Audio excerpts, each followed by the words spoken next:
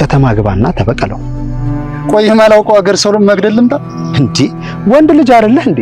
እና ታዲያ ፈርተህ ዝም ልትል ነው? እሺ ምን ላድርግ ታዲያ? እኔ አግዛለሁ፣ ግድ የለም። አዲስ አበባ መጥተህ ማድረግ ያለብህን እኔ እነግርሃለሁ። ደግሽ እዚህ ማድረግ ያለብን ነገር ካለ እነግርሃለሁ። ለማንኛውም ሰርጉ አዲስ አበባ ነው የሚሆነው። እንግዲህ ደግሞ እዛ ሄደህ ሴራህን ሸር በጠብቀን። የማላደርገው ነው እንደሚመስል ተስፋ እንደማቆርጥ አውቃለሁ። አሁን ደስታችንን እያከበርን ነው። ሂድ ከፊታችን። ለካ ጫካ መዞር ለምደሽ ነው በፍቅር ማውራሽ አልገባ ያለሽ አይደል? አንተ ፎቆች መሃል ሆነ ምን አመጣ? ጭንቅላትህን ወስደው ወይ እንደ ድንጋይ ወይ እንደ ጠርሙስ ይጠቀሙበት። አሁን ከሱ ጋር ስለሆንሽ እንደፈለግሽ ተናገሪ። እመነኝ፣ ወደድክም ጠላም የሚፈጠር ነገር አለ። ሞት ዛሬ አንድ ሰው ይሞታል። ባለቤት የት ሄዳ ነው? ጥራትና አብራችሁ ሂዱ። እሷን ወደ ቤት ልኪያታለሁ ከነ ልጇ። ምክንያቱም ያለው ነገር አላማረኝም። አንተ ብልጥ ነህ፣ በጣም ጎበዝ። በሉ እናንተም አሁን ነው ሂዱ፣ ተነሱ። ለምን? እነዛ እየፎከሩ ነው። ታዲያ ቢፎክሩ ምን ሊያመጡ? ተመስገን፣ ያንተን ትሁትና እሱ አሉ።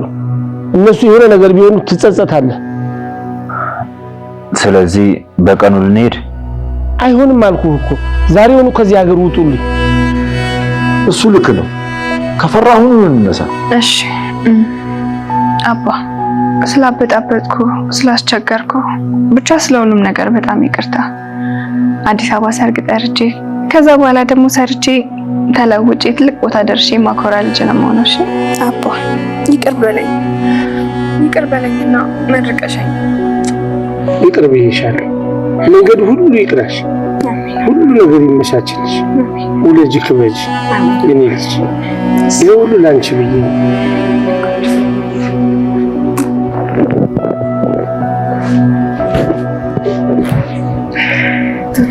ትናፍቂኛለሽ፣ እኔም ትናፍቂኛለሽ።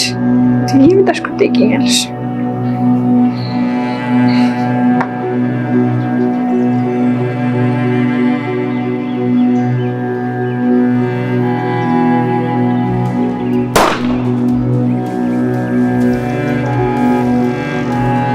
ትሁት ባለፈው በአባዬ ምክንያት ብትተርፍም ግን ደግሞ አሁን ላይ የተመታች ይመስላል ማለት ነው። ይሄንን ነገር ደግሞ ማን ሊያደርግ ይችላል፣ ማን እነሱ ላይ ሊተኩስ ይችላል የሚለውን ነገር ስናነሳ ከሁሉም በላይ ቅድመ ግምት የሚሰጠው ለደጀኔ ነው ማለት ነው። ደጀኔ አሁን ላይ እንዴት ተመስገን ትሁትን ከኔ ቀምቶ ይወስዳል፣ እኔ የተከበረ አባት እያለኝ እያለ ነገሩን ከክብር ጋር እያያያዘ እየፎከረ ነበር። እናም ደግሞ በስልክ እያወራ ዛሬ አንድ ሰው ይሞታል የሚለውን ነገር እየተናገረ ነበር። በእርግጥ እሱ በቀጥታ ትሁትን ለመግደል ሳይሆን ወይ አባዬን የሚሆነው ወይ ደግሞ ተመስገን ነው የሚሆነው ማለት ነው። እነሱ ላይ የተኮሰው ሊሆን ይችላል አሁን ላይ ትሁትን አግኝቶ እንድትወድቅ ያደረጋት ማለት ነው። በተለይ አባዬ ባለፈው ከጀርባ እጁን በጥይት ስለመታው ያ ባለነጭ ሰውዬ እንዲያደረገኝ በሚለው እሱን መበቀል እንደሚፈልግ በተደጋጋሚ ሲያወራ ነበርና ምናልባትም አባዬን ወይ ደግሞ ካልሆነ ተመስገንን ለመምታት ይሆናል ማለት ነው። ግን ደግሞ እዚህ ጋር ደጀኔ እንደዛ ብሎ ስለፎከረ ብቻ ደጀኔ በስልክ አንድ ሰው ዛሬ ይሞታል የሚለውን ነገር ስለተናገረ ብቻ ይሄንን ነገር ደጀኔ ያደርጋል፣ የተኮሰባቸው ደጀኔ ነው የሚለውን ነገር ሙሉ ለሙሉ ልንደመድም አንችልም ማለት ነው። ለምን ከተባለ ዛጋ ናቲም አለ ሽምግልና ያልተፈቀደለት፣ ትሁትም ያሾፈችበት ወይ ደግሞ የተሳለቀችበት ስላለ እሱም አሁን ላይ ንዴት ላይ ነው። ይሄንን ነገር ቢያደርግ እና አባዬ ወደ ከተማ ሲሄዱ ተደብቆ እነሱ ላይ ቢተኩስ መጀመሪያ ከሁሉም ሰው በላይ የሚጠረጠረው ደጀኔ መሆኑን ካወቀ ምናልባትም እሱ ይሄንን አጋጣሚ ሊጠቀምበት ይችላል ማለት ነው። እኔ ማንም አይጠረጥረኝም። ስለዚህ ለምን አልጎዳቸውም? ለምን እንዲያላደርጋቸውም? ትሁት አሾፈችብኝ፣ ተሳለቀችብኝ፣ ከኔም አልፋ እናትና አባቴን ተናገረች በሚለው ምናልባትም እሱ ትሁት ላይ ተኩሶ ሊሆን ይችላል ማለት ነው። ናቲ አሁንም ክፋቱን እንዳላቆመ ሌላው ማሳያው ደግሞ ደጀኔን እዛ ጋር ወደ ከተማ መተ እኔ አግዝሃለሁ፣ ነገሮችን እንዴት ማድረግ እንዳለብህ እንዴት ማስኬድ እንዳለብህ እኔ መንገዱን አሳይሃለሁ፣ ለምን ተመስገንን አትበቀለውም እያለ ለደጀኔ የክፋቱን መንገድ እያሳየው ነበርና ያ ማለት ምናልባት ከዚህም በኋላ አይታወቅም ናቲም እንደ አባቱ መጨረሻው እስር ቤት ሊሆን ይችላል ማለት ነው። ሌላው ነገር ደግሞ ቅድም እንዳነሳ ነው አሁን ጥይቱን የተኮሰው ናቲ ከሆነ እሱም እንደ አባቱ እንደገዛኸኝ መጨረሻው እስር ቤት ነው የሚሆነው ማለት ነው። ይሄ የመግደል ሙከራ ነው እንዲያደርክ በሚለው ምናልባትም ናቲ እስር ቤት ይገባል ማለት ነው። ግን ደግሞ እሱ ያንን ነገርም ላያደርግ ይችላል። ናቲ ያንን ነገር አደረግ ብለን ሙሉ ለሙሉ ልንደመድም አንችልም። በይበልጥ ግን ግምታችንን የምናስቀምጠው ይሄንን ነገር ደጀኔ ሊያደርግ ይችላል ብለን ነው ማለት ነው። ሌላው ነገር ደግሞ የደጀኔ አባት ራሱ አለ የትሁት አባት ላይ ሲፎክር ነበር። እንዴት ልጅህን ለኔ አልሰጠኸኝም? ምንም እንኳን የተመስገን አባት የከተማው አስተዳደር ቢሆንም ግን ደግሞ ለኔ መስጠት አለብህ የሚለውን ነገር ለትሁት አባት ሲናገር ነበር። እናም ነገሩን በቀላሉ እንደማይተው ወይ ደግሞ በቀላሉ እንደማይሸነፍ ነበር እሱም እዛ ጋር ሲያነሳ የነበረው ማለት ነው። ያ ማለት የትሁት አባት ትሁትን ለነሱ ስላልሰጠ ብቻ እንደተዋረደ እንደተሸነፈ እየቆጠረ ስለነበረ እናም እዛ ጋር የማደርገውን ነገር ታያለ የሚለውን ነገር ተናግሮ ነበር። ምናልባትም በሶስተኛነት ደረጃ ይሄንን ነገር የደጀኔ አባትም ሊያደርግ ይችላል ብለን ማስቀመጥ እንችላለን ማለት ነው። እሱ ያንን ነገር አደረገ ማለት ደግሞ የሚከሰተውን መገመት አያዳግትም ማለት ነው።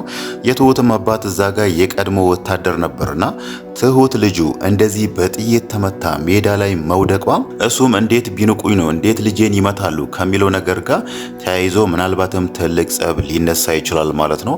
ባለፈውም ደጀኔን ሲቆጣ የነበረው ተመስገንን ትመታለህ፣ ተመስገንን ትጎዳለህ ወይ ደግሞ ጥይቱ ስቶ እኛን ብትመታስ የሚለውን ነገር ሳይሆን ትሁት ተመስገን አጠገብ ነች፣ እሷን ብትመታትስ ልጄን ብትጎዳትስ የሚለውን ነገር ሲናገር ነበርና እሱ እንደዛ ደጀኔ ያኔ ጎርቶብኝ ነበር የሚለውን ነገር የተናገረላት ትሁት ዛሬ ደግሞ በተግባር በጥይት ተመታ ስትወድቅ የትሁት አባት የሚያደርገውን ነገር መገመት አያዳግትም ማለት ነው። ያ ማለት እውነት እዛ ጋር ደጀኔ ወይ ደግሞ የደጀኔ አባት ይሄን ነገር ካደረጉ ትልቅ ጸብ ትልቅ ጦርነት መነሳቱ አይቀርም ማለት ነው። ሌላው ነገር ደግሞ ተመስገን ራሱ ይሄን ነገር የሚታገስበት ምንም ትዕግስት አይኖረውም ማለት ነው። ብዙ ነገር ይሆንላት ብዙ ዋጋ የከፈላት ትሁት በአንዳችሁ በደጀኔ ወይ ደግሞ በናቲ በጥይት ተመታች ማለት እሱ ምናልባት ከዚህም በኋላ ወደ ተወው ጸባይ ወይ ደግሞ ወደ ተወው ማንነቱ መመለሱ አይቀርም ማለት ነው። ትሁት ማለት የልጁ እናት ነች፣ ተሰጥታኛለች፣ በሰርግ እንጋባለን፣ ከዚህም በኋላ ነገሮች አልጋ ባልጋ ይሆናሉ፣ ምንም የሚረብሸን ነገር የለም ብሎ ገና ደስታቸውን አጣጥሞ ሳይጨርሱ ነው ይሄ ያልጠበቁት ነገር የተከሰተባቸው ማለት ነው። ያ ማለት ምናልባትም አይታወቅም ትሁት እዛ ጋር የጉዳቷ ደረጃ ምን ያህል እንደሆነ መገመት ባንችልም ግን ደግሞ አሁን ላይ ያሉበት ቦታ ከሰዎች ትንሽ ራቅ ያለ ስለሆነ ምናልባትም የሰዎች እገዛ ለማግኘት ሊከብዳቸውም ይችላል ማለት ነው። ያ ማለት ትሁት በጥይት የተመታችው መጥፎ ቦታ ከሆነ ምናልባትም ሕክምና ቦታ ሳይደርሱ ብዙ ደም ፈሷት ትልቅ ጉዳት ሊደርስባትም ይችላል ማለት ነው። ግን ደግሞ ከዛ የባሰ የትሁት ህይወት አደጋ ላይ ወድቋል ወይ ደግሞ ትሁት ትሞታለች የሚለውን ነገር በጭራሽ ልናስብ አንችልም ማለት ነው። ግን ደግሞ አሁን ላይ ያሉበት ቦታ በጣም አደገኛ ወይ ደግሞ ከሰዎች በጣም ርቀው ስለሆነ አሁን ላይ ትሁትን ወደ ሕክምና ቦታ ለመውሰድ ትንሽ የሚከብዳቸው ይሆናል ማለት ነው። ሌላው ነገር ደግሞ የምናነሳው ስለ ትሁት ታናሽ እህት ነች ማለት ነው። የትሁት ታናሽ እህት አሁንም ከአባቷ ቃል መውጣት አትፈልግም። ያ ማለት እዛ ጋር አባቷ የመረጠላትን ጋብቻ ማግባት ባትፈልግም ግን ደግሞ አባቷን ስለምትወደው ስለምታከብረው ብቻ እሱ የሚላትን ነገር ነው አሁን ላይ እሺ ብላ እየተቀበለች ያለችው ማለት ነው። የትሁትም አባት ይሄኛው የተሳሳተ ሀሳብ ነው። እንደዚህ ቃሉን የምታከብርለትን ልጅ እሱም የሷን ፍላጎት ማክበር ነበረበት ማለት ነው። ዛሬ ላይ ስትጠይቀው የነበረው ወደ ከተማ ገብቼ ትምህርቴን ልማር እያለችው ነበርና እሱ ነገርየውን እንዴት እንዳያያዘው ባይታወቅም እሷ ከተማ የምትገባው ለትምህርት ሳይሆን ለሌላ ነገር መስሎት ነበር እዛ ጋር ያንን ቃላቶች ሲናገራት የነበረው ማለት ነው። ያ ማለት እዛ ጋር ያላት አንቺ ማግባት የፈለገ ሰው ገና በ4 ዓመትሽ ነው የጠየቀኝ፣ ስለዚህ 12ኛ ክፍል ከጨረሽ ታገቢያለሽ የሚለውን ነገር ነው እሱ እየነገራት ያለው ማለት ነው።